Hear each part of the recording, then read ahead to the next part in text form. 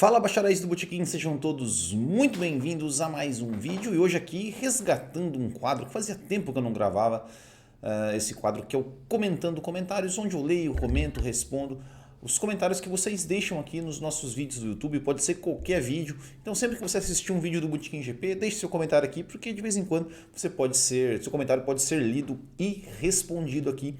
E hoje eu trouxe 7 comentários, eu fiz bastante, fazia tempo que eu não fazia esse quadro, então eu escolhi 7 comentários aqui para falar. Vamos começar com o primeiro então, já que é o que estava ali no título do vídeo, na capa do vídeo, para vocês não me acusarem de eu estar fazendo clickbait. Vamos lá então. Primeiro comentário, na verdade são 2 comentários de um vídeo que eu coloquei, né? Eu coloquei a disputa do Senna com as Ferraris lá no GP do Canadá de 93, né? Um vídeo, um short. E teve 2 comentários, né? Nessa época, que foi do Ney Calderani. Nessa época, piloto era de qualidade, tudo manual. Hoje em dia só falta o carro andar sozinho. Parabéns, Ayrton Senna, você sempre será o melhor. E aí eu até respondi esse comentário. Falei, não, mas na verdade o carro do Senna tinha algumas ajudas e tal. E aí depois teve um outro que colocou, né, Januário Júnior, colocou que nunca teve, vai se informar primeiro. A Williams tinha suspensão ativa em 93 e 94, quando o Senna foi correr. Eles tiraram. Bom, vamos lá então. Começar por aí. Primeiro, né, eu vou responder a mesma coisa que eu respondi lá. A Williams de 1993, a McLaren de 1993, ela era um carro super tecnológico. Ela era um carro que tinha muito mais tecnologia envolvida, vamos dizer assim, do que se for pensar nos carros de hoje. Era um carro que ela tinha suspensão ativa, ela tinha controle de tração, ela tinha o câmbio praticamente automático, né? Então os pilotos da McLaren e o Senna não precisavam sequer trocar as marchas, freio ABS e tudo mais. Então sim, tinha um carro com muitas ajudas eletrônicas e era o segundo melhor carro do grid. Tá? Ele era um carro muito mais desenvolvido em termos de chassi, em termos de tecnologia do que, por exemplo, a Benetton, só que ela tinha um motor Ford com alguns cavalos a menos, isso até Silverstone. Depois de Silverstone, as versões dos motores Fords de Benetton e McLaren foram igualados. Então essa conversa de que, olha, o carro de 93 da McLaren, a McLaren de 93 era uma carroça, não era, era o segundo melhor carro do grid, só estava atrás da Williams, que tinha todas essas ajudas também, que já vinha de um ano anterior, de 92, e tinha um motor Renault muito mais potente. Mas agora dizer, olha, o carro era uma carroça, olha, meu Deus, cara, não é. Esse fato apaga a temporada maravilhosa que o Ayrton Senna fez em 93? Óbvio que não, óbvio que não. Mas vamos exaltá-lo pelas coisas como elas são. Não ficar criando fantasias, teorias, meu Deus, olha, como se ele corresse com uma Minardi e ganhasse a corrida. Não, ele ganhou com a McLaren, foi vice-campeão com a McLaren, que era o segundo melhor carro do grid, ponto final. E fez uma temporada maravilhosa, deu show. Foi a melhor temporada, para mim pelo menos, e para muitos, que ele fez na Fórmula 1. Mas vamos parar de criar essas fantasias de que, olha, o carro era uma porcaria. Não era uma porcaria. Comparado ao Williams, ele era um carro mais lento que a Williams, ok. Mas até o vídeo em questão mostra uma briga dele ultrapassando Ferrari, ultrapassando McLaren, ultrapassando Benetton. E tudo certo, e é lindo igual, mas não é porque o carro era uma porcaria, ele tirava tudo no braço, ou naquela época, nossa, era piloto de verdade, porque eram... Porque eram... Cara, todo piloto corre com o que tem de mais tecnológico na sua época. Então, assim, se você pegar um cara dos anos 50, ele corria com o que tinha de mais tecnológico na época dele. E o Senna correu com o que tinha de mais tecnológico na época dele. É claro que se você pegar um piloto dos anos 50 e um piloto dos anos 90, o piloto dos anos 50 ia falar assim, olha, tá vendo? Esse carro aí é fácil de pilotar. Na minha época não tinha cinto de segurança, não tinha capacete, o pneu era pneu de bicicleta. Isso, sabe, não faz sentido essa comparação. Cada um na sua época pilotando o melhor, o que tinha de melhor, e cada época tinha suas facilidades e suas dificuldades para pilotar, e os pilotos geniais se destacavam na sua época. Tá? Então vamos parar com isso, né? E o pior é que teve, né? Depois eu coloquei e falei, olha, tá aqui, né? Tá aqui as fontes, tá aqui, ó. Leia as matérias que eu coloquei, onde diz, né? Onde fala né, sobre tudo o que o carro de 93 da McLaren tinha em termos de ajuda e o quanto o carro era bom, né, comparando-se com o restante do grid, tirando a Williams. Ah, mas olha as fontes, não sei o quê. Aí você vai discutir com uma pessoa assim, aí realmente não tem nem o que dizer, né? Aí a pessoa realmente não quer enxergar, quer continuar ali, né, vivendo no mundo da fantasia. Paciência. Mas, fato é, o carro de 93 tinham todas essas tecnologias que hoje não tem, mas isso não quer dizer nada, não tira o mérito nenhum de nenhum piloto daquela época e também, e muito menos do Ayrton Senna.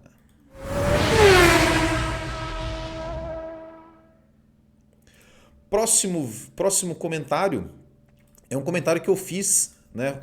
Na verdade é um corte, né? É um corte que eu fiz, né, da live falando dessa questão dos limites de pista. E lá eu comentei, né? Falei assim, olha, esse limite de pista é como se chegar no futebol com um árbitro que apita tudo.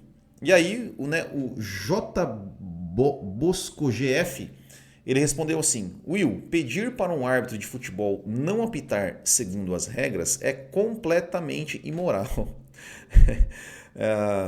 Como é que é? J. Bosco. Não foi isso que eu disse exatamente. Eu não estou dizendo que não se deve cumprir as regras.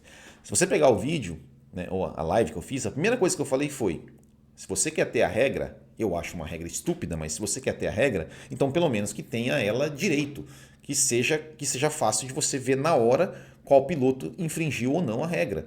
E não 5 horas depois e não um engenheiro avisando no rádio. Ponto. Mas eu acho essa regra do limite de pista, principalmente na Áustria, ali nessas duas curvas, eu acho uma regra estúpida. Por quê? Até na live eu mostrei.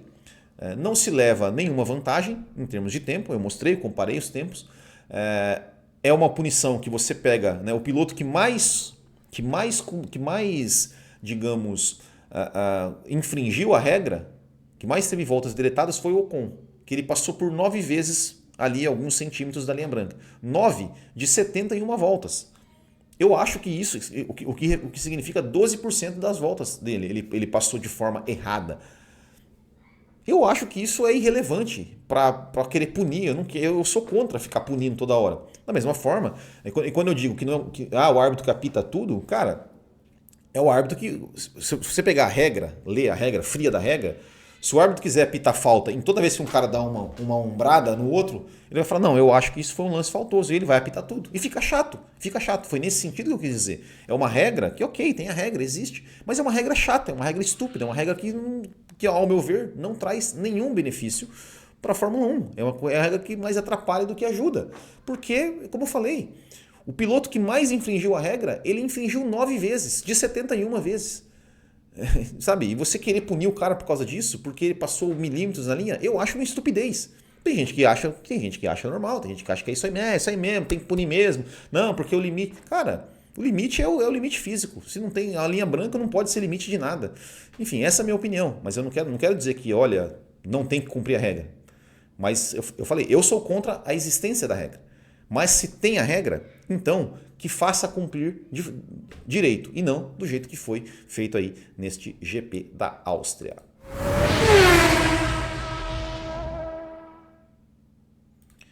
Terceiro comentário é o comentário aqui, que na verdade é um elogio, né, da Maria Eduarda de Oliveira, né, num vídeo que eu fiz, né, contando sobre a morte, né? Agora até me esqueci do nome do piloto que morreu ali e tal. Estreou na Fórmula 1 e acabou morrendo na mesma corrida. E ela comenta assim: obrigada por mais essa bela crônica. Eu já pesquisei bastante sobre os diversos acidentes da história e esse episódio é triste e ao mesmo tempo incrível. E a parte que mais chocou é que o piloto que testou disse que o carro era uma bomba. Dito e feito. Misericórdia. Obrigada, Will e envolvidos pelo vídeo. Gosto muito deste quadro do canal. Olha, agradeço mesmo aí pelas palavras. Muito obrigado aí pelas palavras. Muito obrigado por acompanhar o canal e por deixar comentários aí tão bacanas aí que esse é o nosso é o combustível para o nosso trabalho. E realmente, para quem não viu o vídeo, né, o vídeo se chama O Sonho que Acabou em Chamas e realmente é uma história triste, mas é uma boa história.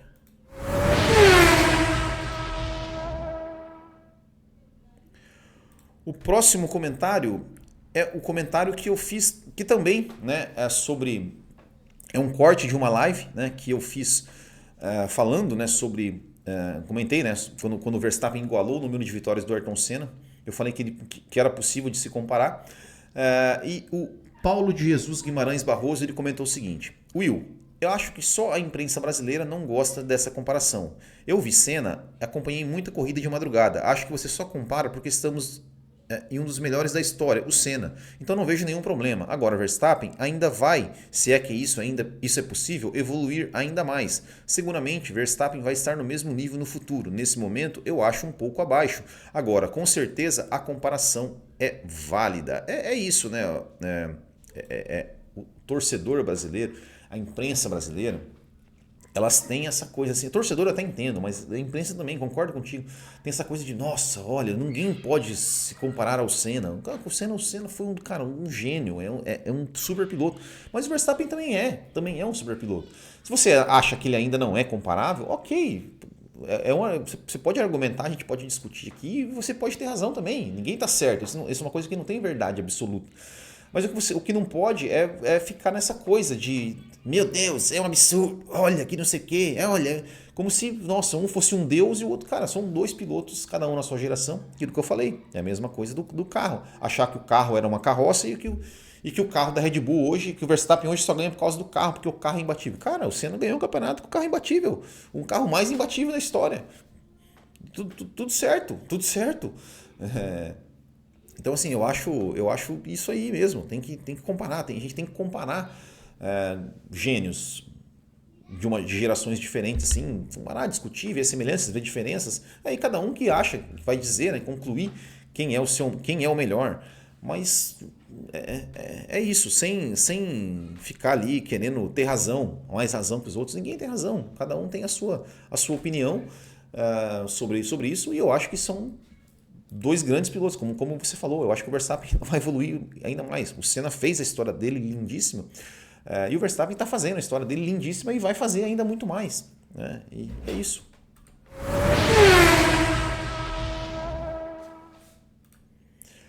Bom, o quinto comentário aqui, ó, é também desse mesmo vídeo, tá? Desse mesmo vídeo, e é o seguinte, não, cadê? Eu acho que aqui. Bom, na verdade são mais comentários desse mesmo vídeo, que é o seguinte: quem assistiu Senna e Prost correr não tem como comparar esses dois pilotos com os pilotos de hoje. Eu sinceramente discordo. Eu acho que hoje a gente tem pilotos bons, tão bons quanto a gente tinha nos anos 80. Eu até há um tempo atrás eu fiz comentando comentários falando sobre isso, de que eu acho que não deve nada. Se você pegar lá, vamos pegar os quatro grandes dos anos 80, Senna, Prost, Piquet e Mansell. Eu acho que hoje no grid você tem Verstappen, Hamilton e Alonso. Só aí já dá para comparar, que para mim são três dos maiores pilotos da história da Fórmula 1. Aí você tem pilotos que ainda não são, mas que têm potencial para serem grandes pilotos, assim, grandes em termos da história da Fórmula 1. A gente tem o Norris, a gente tem o Leclerc, a gente tem o Russell, a gente tem outros pilotos que são muito bons, já mostraram suas qualidades e que podem vir a ser tão grandes quanto foram esses quatro que eu citei acima. Então, eu acho realmente que a comparação é super válida, que pode se comparar sim pilotos de gerações diferentes, e que essa geração de hoje, né, ela não deve em nada à geração dos anos 80.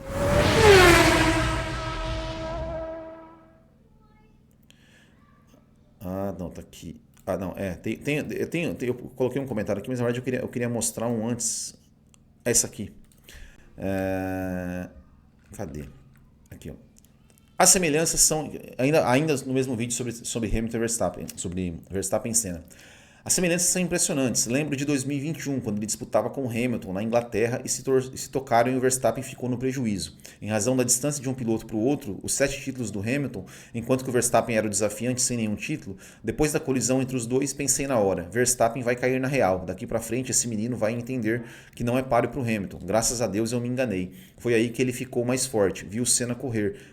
O estilo do Verstappen é praticamente idêntico ao de Senna. Sempre me vem na lembrança quando o Verstappen baixa a viseira. Então, É isso, eu acho que, cara, 2021 do Verstappen, eu acho que já a forma como ele enfrentou o Hamilton, daquela forma, sem baixar a cabeça, sem praticamente cometer erros, desafiando o cara, dividindo curva. Cara, não tem como questionar, não tem como questionar que não é para qualquer um conseguir levar aquele campeonato daquele jeito, da forma que foi, naquela disputa, naquela intensidade, de chegar ali até o final empatado e ganhar o campeonato. Não tem como dizer que qualquer um faria aquilo lá, cara, porque não é. Ali o Verstappen ele já vinha mostrando, né, em anos anteriores, a gente sempre falava, poxa, na hora que esse cara tiver um carro para disputar título, esse cara vai ser foda. E na hora que ele teve, ele foi e mostrou, desafiando o Hamilton, cara, desafiando o Hamilton. Então não tem como, cara. É igual você pegar o Alonso em 2006 desafiando o Schumacher, é você pegar o Senna em 88 desafiando o Prost. É tão grande quanto. É tão grande quanto. E esperamos que uma hora vai chegar alguém, um Lando Norris, um Leclerc, quem sabe, que vai desafiar o Verstappen e vai ser tão foda quanto. O Leclerc, o ano passado, ele chegou no começo do ano a desafiar e foi bem, só que depois, tanto ele quanto a Ferrari decaíram. Mas enfim, eu acho que realmente eu acho que as semelhanças são muito grandes, por isso que a gente compara, né, em termos de estilo, em termos de agressividade, em termos de rapidez, de velocidade, né, são dois pilotos muito rápidos. Então eu acho realmente sim que a comparação é válida. Vamos lá pro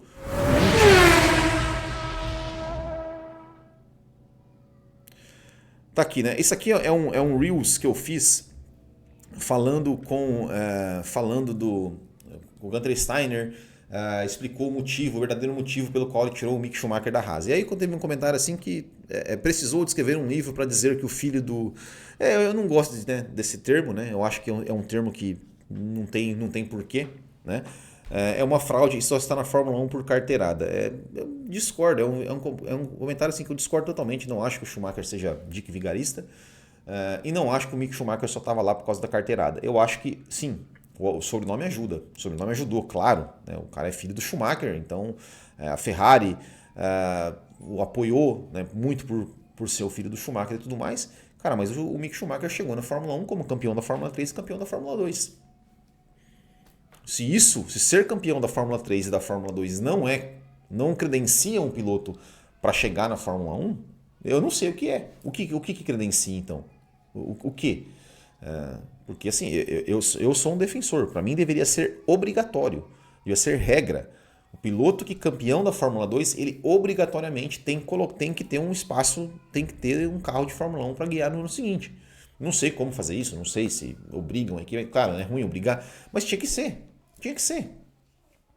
O Mick Schumacher chegou na Fórmula 1 por méritos próprios, que ele foi campeão da Fórmula 3 e da Fórmula 2. Assim como o Piastri está na Fórmula 1 por méritos, o Theo De Vries está na Fórmula 1 por méritos. O De Vries foi campeão da Fórmula 2, tinha que estar na Fórmula 1. Tá ruim, beleza, sai. O Drogovic tinha que estar na Fórmula 1. Então é isso. Não acho que o Mick entrou na carteirada, não. Ele entrou pelos resultados bons que ele conquistou. É isso. Então é isso, esse foi o nosso Comentando Comentários de hoje. Se você gostou do vídeo, deixe seu like, se inscreva no canal. Se você concorda comigo, deixe seu comentário. Se você discorda, deixe mais comentários ainda, porque é mais legal, porque a gente vai, quem sabe, fazer um próximo vídeo aí, respondendo o seu comentário em cima deste vídeo. É isso aí, mas não se esqueça aí de interagir com o vídeo. Valeu, muito obrigado. Muito obrigado. Tem aqui, quer vir aqui? Vem cá. Tem um penetra aqui querendo me aparecer. Mas é isso aí. Muito obrigado. Grande abraço a todos. Até o próximo e tchau.